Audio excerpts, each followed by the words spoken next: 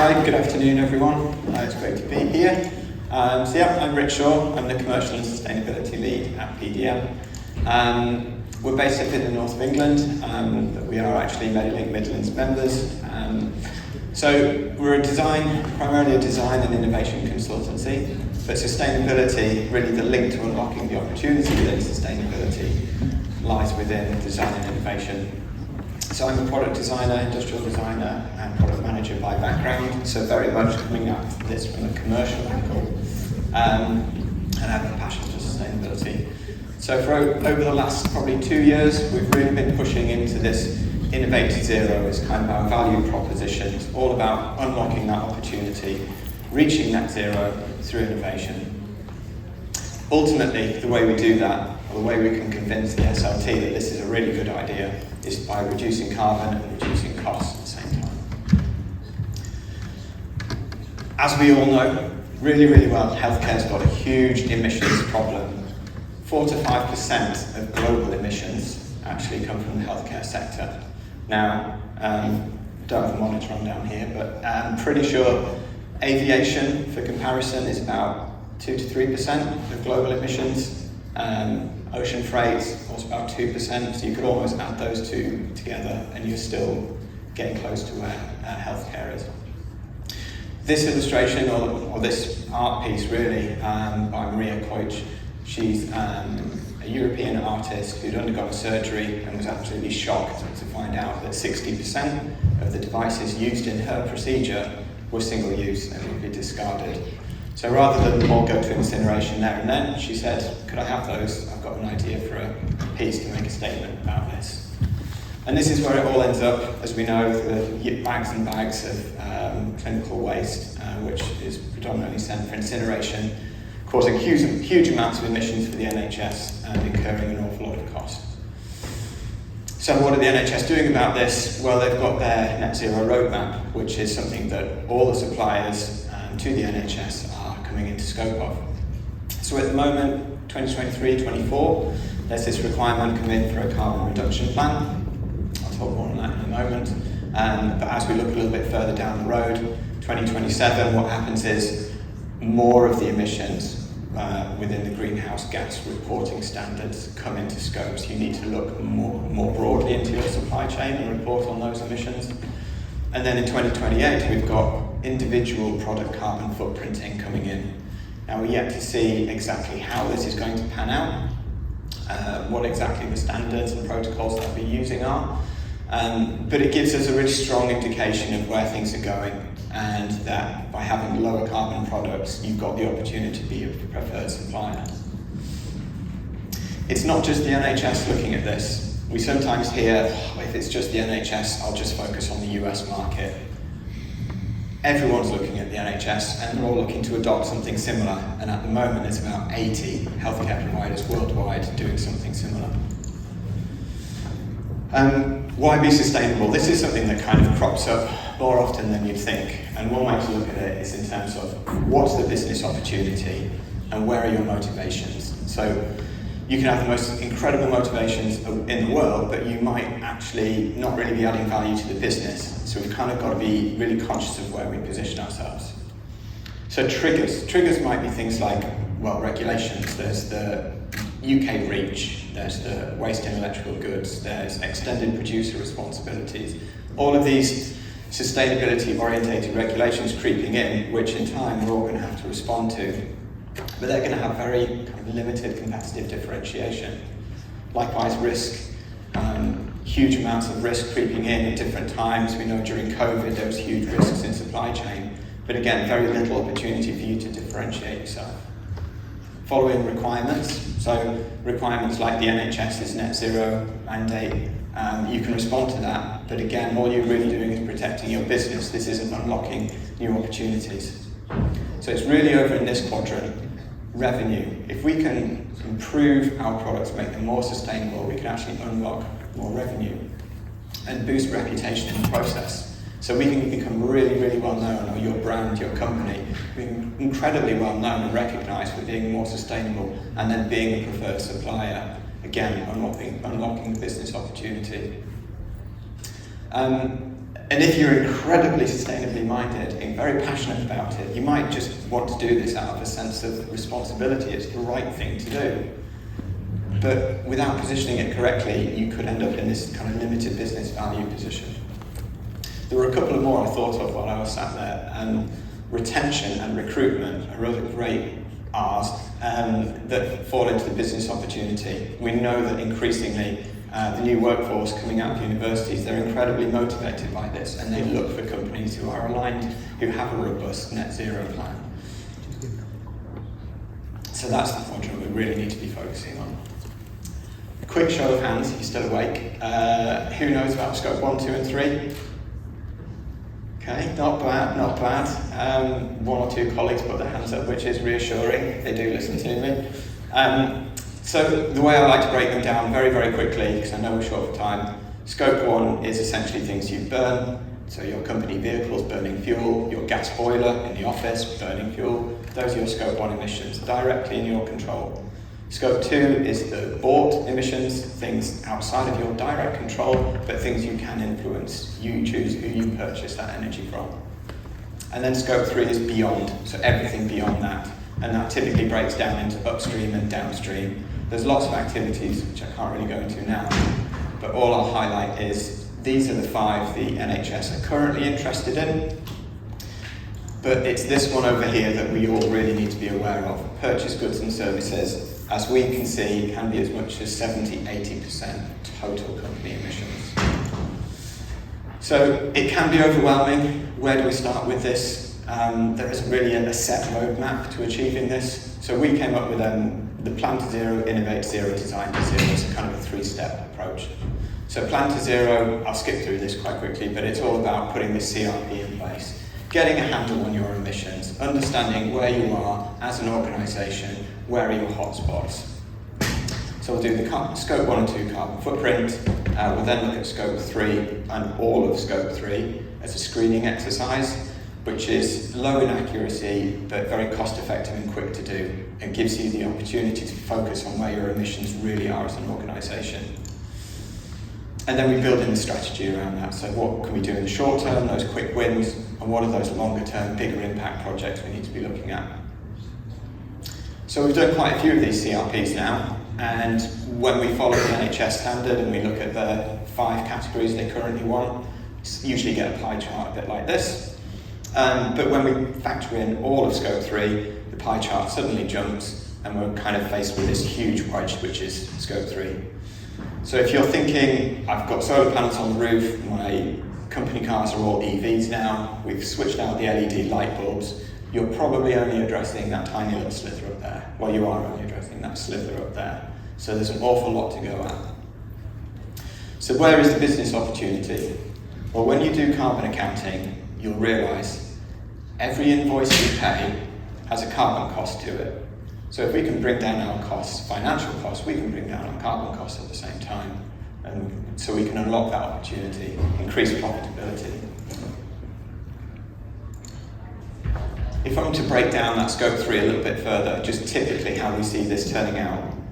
So that category 1, purchased goods and services, the product ultimately, the feedstocks that you're buying for your injection molding machines, the packaging supplies, that all comes into purchased goods and services, and that is by far and away, from what we've seen, the largest contributor. Beyond that, transportation can be quite significant, particularly if you've got refrigerated air transportation, that can really get quite significant as well. Beyond that, the typical business activities like employee travel and commuting, and of course things like the end-of-life treatment and waste in your operations. So if I'm to plot those emissions on a graph today, and then stick in a kind of linear trajectory to net zero, which is unlikely, but bear with me for a moment. A lot of organisations are talking about, I'll be net zero on scope 1 and 2 by 2030. I'm like, okay, great, but you're probably going to be a long way short, some 24% short of that path to net zero, and leaving yourself a lot more work to do in the meantime. So what can we do about this? Well, we can get involved in an innovation strategy, bringing sustainability into the broader business strategy in itself. So we do that typically through a workshop, multi-stakeholder workshop, we really try to bring in as much of the senior leadership teams as we can and explore the challenges and opportunities that they're facing. The more perspectives we get in that room, the better opportunities we have to unlock those high potential opportunities for growth and emission reduction. By going through a scoring activity, we can work out which of those is the biggest priority and then kind of set those into the product strategy going forward. So some of those things we might look at break down into the kind of classic design and innovation side, but also those more kind of classic supply chain sides. So in design and innovation, we might go back to something like clinical insight. How are the clinicians actually using that product today? Are there features in that product that we don't need, that we can eliminate? Is it effective? So really engaging with clinicians is very, very important. In parallel to that is thinking about the care pathway. So if we can reduce the number of hospital visits, as we know through digital health, that kind of mentality, we can actually significantly reduce emissions off the back of it. But likewise, if your innovation can knock half an hour off a procedure, you're saving theatre time.